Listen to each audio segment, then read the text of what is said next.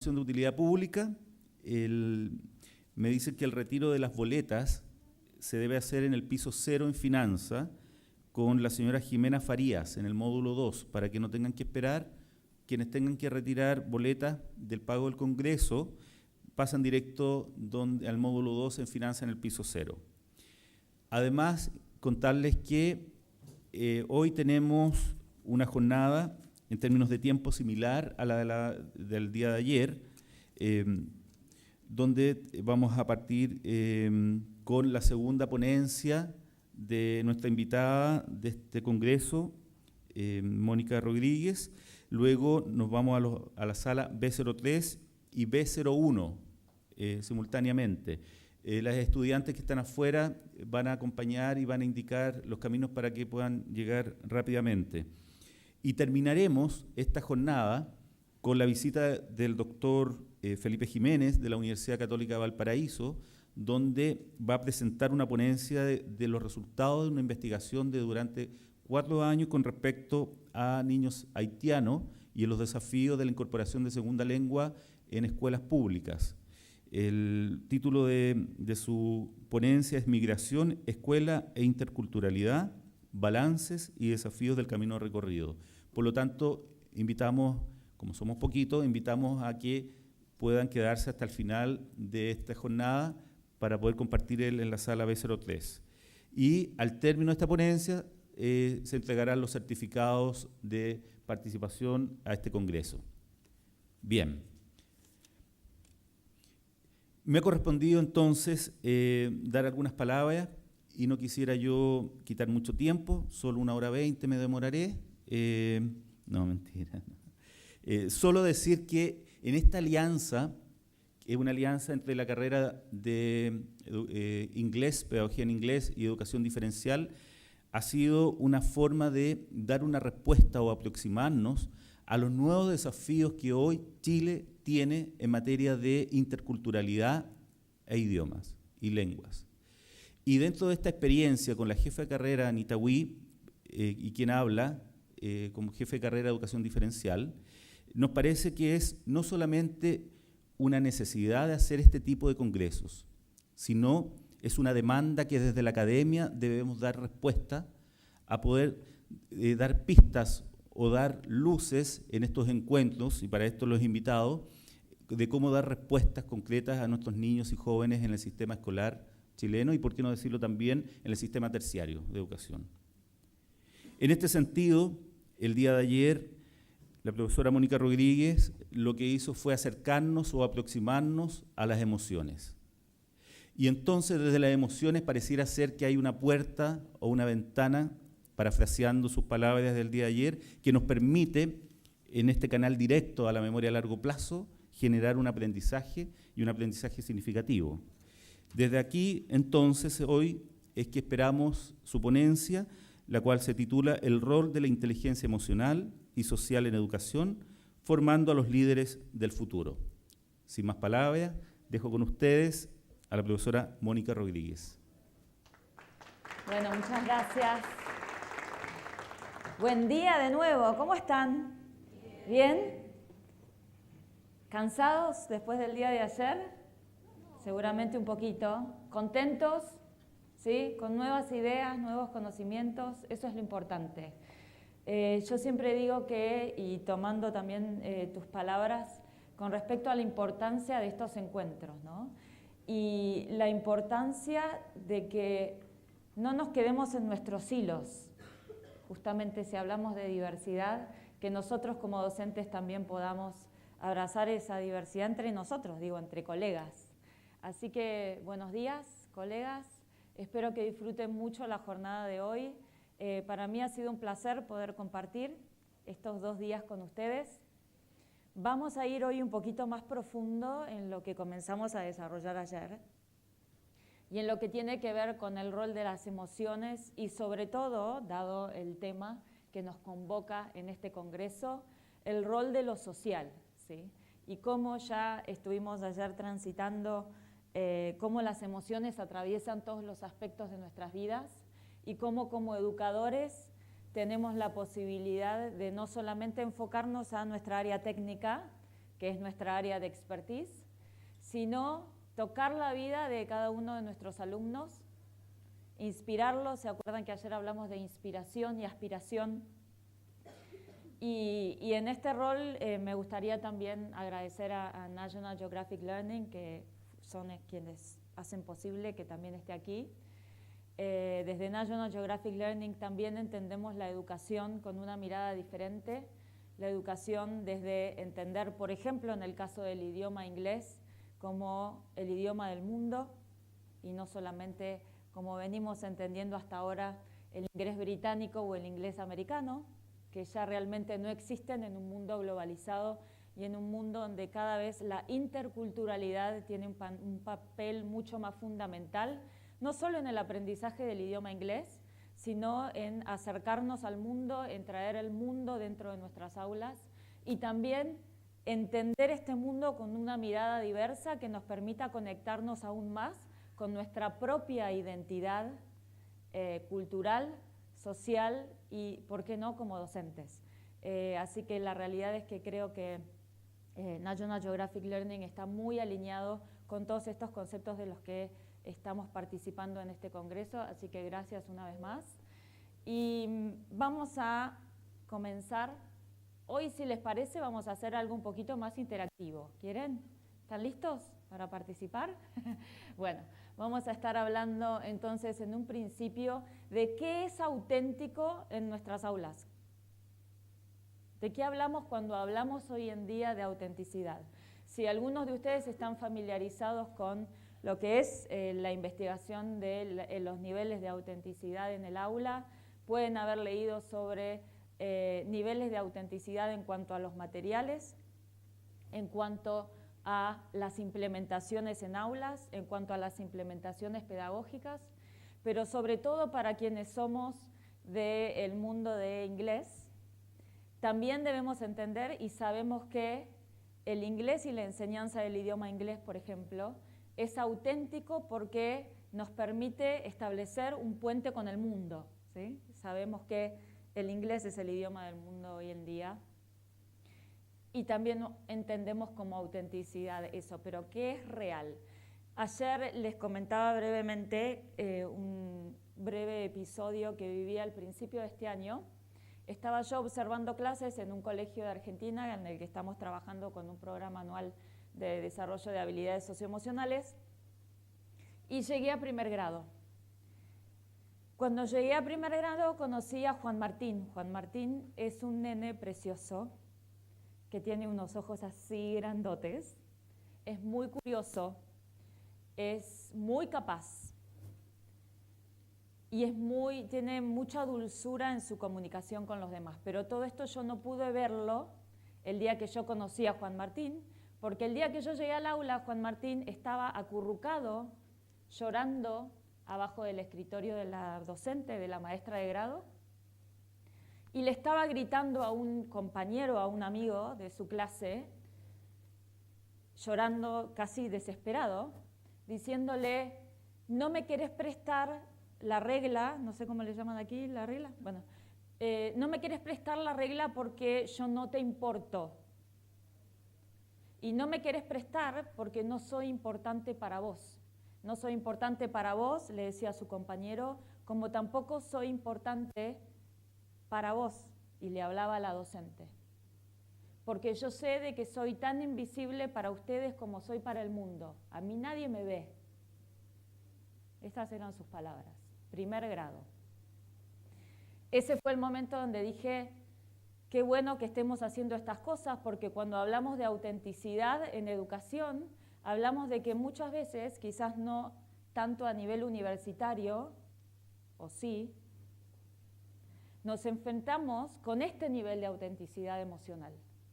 Y como docentes muchas veces tenemos que aprender a lidiar con estas carencias, con estas faltas, que son tan parte del proceso de aprendizaje como lo son los contenidos.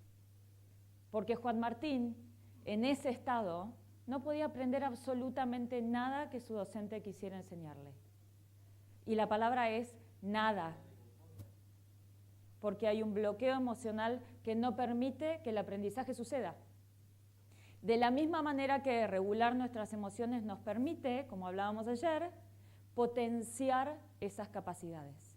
Entonces, cuando hablamos de autenticidad, me gusta también mencionar este nivel de verdad en las aulas, porque esto también es parte de nuestro rol como docentes.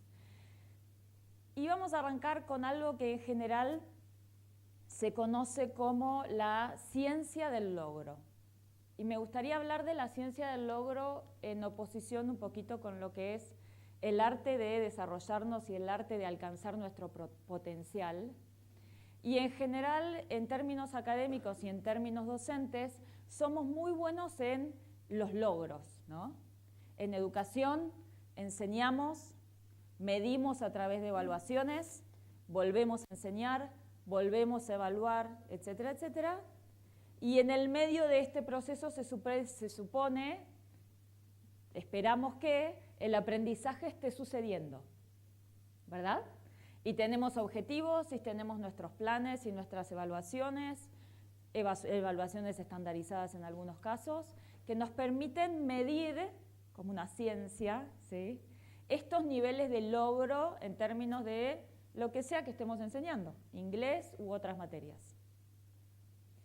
Pero en realidad, cuando hablamos de la formación integral del ser de nuestros alumnos, también debemos tener en cuenta lo que es el arte de realizarnos, que hace que nos realicemos como personas. ¿Qué es lo que realmente nos motiva? ¿Cuáles son nuestros motores en la vida? Y es un arte en oposición a la ciencia del logro, porque la realidad es que no hay una receta. En general, cuando hablamos de la ciencia del logro en educación, nosotros los docentes siempre tenemos como la mirada puesta en mejorar nuestras prácticas, ¿verdad? De hecho, es la razón por la que muchos de ustedes deben estar acá. Mejorar nuestras prácticas constantemente para intentar entregar a nuestros alumnos una educación que se adapte mejor a cada uno de ellos. Y cuando encontramos estas fórmulas que funcionan con ellos, las seguimos aplicando porque en general obtenemos buenos resultados en lo que es logro, achievement en inglés. Pero cuando hablamos de la vida y hablamos del arte de la realización, no tenemos una receta, porque para cada uno de nosotros realizarnos como seres integrales es diferente y es una ruta diferente. Entonces hablamos de la integración de las emociones como un motor también para ayudar a nuestros alumnos a encontrar este aspecto de sus vidas que también tiene que ver con su ser integral. Y vamos a ir viendo cómo lo podemos hacer a través de la enseñanza de las distintas materias. Bueno, voy a adelantarles un poquito de lo que es, ¿se acuerdan que ayer mencioné las investigaciones educativas en cuanto a aprendizaje socioemocional y el impacto en educación? Estos son algunos de las conclusiones de estudios que se realizan a nivel mundial sobre ACE, sobre el aprendizaje socioemocional. Entonces sabemos de que, y esto se los mencioné ayer, impacta los logros académicos. ¿Se acuerdan que les comenté y ya les adelanté el 11% que lo vamos a ver en detalle en un ratito? Pero también el aprendizaje socioemocional es de largo plazo y es global. Y luego les voy a compartir más. Impacta equidad y pobreza en lo que tiene que ver con factores económicos y también tiene un impacto claramente en lo que son las habilidades para la vida, que hoy en día se habla tanto de las soft skills, las habilidades blandas, las habilidades para la vida y demás. Entonces, ¿por qué es importante tener esta evidencia? Por lo que mencionábamos ayer, que esto que como docentes sabemos intuitivamente, ahora tenemos elementos de medición que nos ayudan a entender un poco más sobre esto y a proyectar a futuro cuáles son los desafíos que vamos a tener con respecto a cada una de estas áreas. ¿Se acuerdan ayer la rueda de colores que les presenté? Donde teníamos los aspectos personales del ser y luego nos movíamos a lo que es el ser social. Bueno, esto es lo mismo para que repasemos un poquito. ¿Se acuerdan que hablábamos de autoconciencia, de autorregulación, conciencia social, luego nos movemos a lo que son las relaciones, las habilidades de relación, y por último la toma de decisiones efectiva, que de alguna manera engloba un poquito las 4 anteriores. Y se acuerdan que les recomendé también que si les interesa el tema y quieren investigar un poquito más, este sitio es una buena referencia. Y de hecho esta rueda, en la imagen que les compartí ayer con los distintos colores, como esta lista nace de CASEL, que acuérdense que es el Collaborative for Academic, Social and Emotional Learning, ¿sí? De la cual yo soy parte y les voy a contar en un ratito un poquito más. Acá estamos, ¿se acuerdan? La rueda que vimos ayer, y sobre todo, de nuevo, recordarles la importancia de nuestros aspectos en azul. ¿Todos estuvieron ayer en mi presentación o hay alguien nuevo? Ah, ok, bueno, les cuento un poquito más. Entonces, para los que no estuvieron, brevemente. En el aprendizaje socioemocional, como entendemos que es un desarrollo que debe ser sistemático y sostenido, trabajamos con distintas áreas, ¿sí?, que son las áreas del ser, self-awareness y self-management, o sea, en lo que les mencioné anteriormente, autoconocimiento y autorregulación, y las áreas sociales, que son las que están en verde, con la conciencia social primero, para luego ir a una mejora en las relaciones. Pero lo más importante, sobre todo de esta imagen para mí, es la mirada sobre los niveles azules, que tienen que ver el primer anillo con lo que sucede en el aula. Cómo se impacta el aprendizaje socioemocional en el aula a través de desarrollo de currícula, actividades, ¿sí? Actividades vivenciales para los alumnos. Tenemos el segundo nivel, un poquito más oscuro, de azul, que es la institución. A nivel institucional, ¿qué tipo de decisiones se toman para mantener y para fomentar este tipo de aprendizaje? Y luego, obviamente, el impacto sobre comunidad. Porque, como hablábamos ayer, las habilidades socioemocionales tienen impacto transversal. ¿Por qué? Porque estamos trabajando con nuestra propia humanidad. Y cuando desarrollamos nuestra propia humanidad, ese impacto va mucho más allá de las 4 paredes del aula. Y eso es justamente lo que buscamos, porque es algo que cada uno de nosotros nos llevamos con nosotros hacia a donde vayamos. Algunos ejemplos que compartimos ayer de actividades que pueden desarrollarse en el aula para quienes estén formándose, por ejemplo, en el área inglés.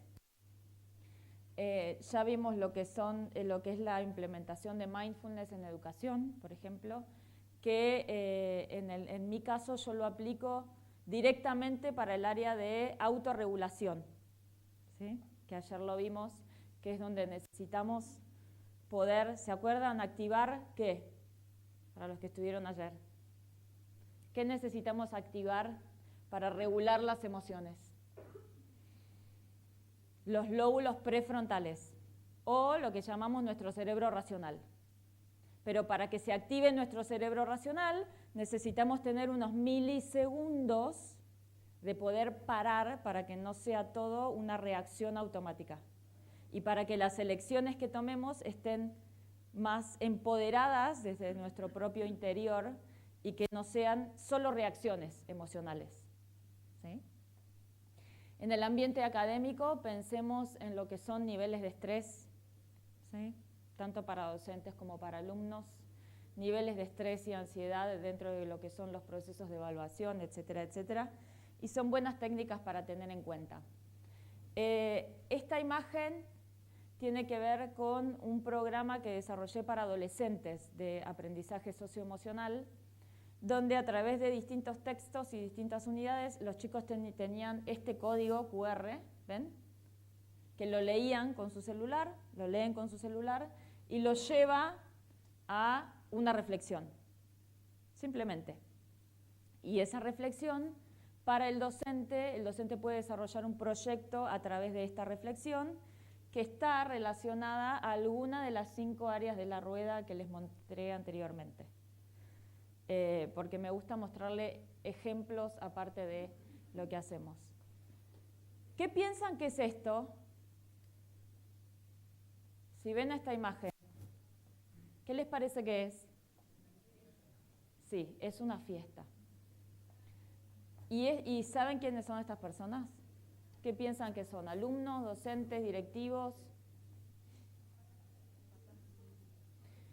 En este caso específico son docentes, pero esto es una actividad que realizamos que la denominamos la fiesta de la gratitud.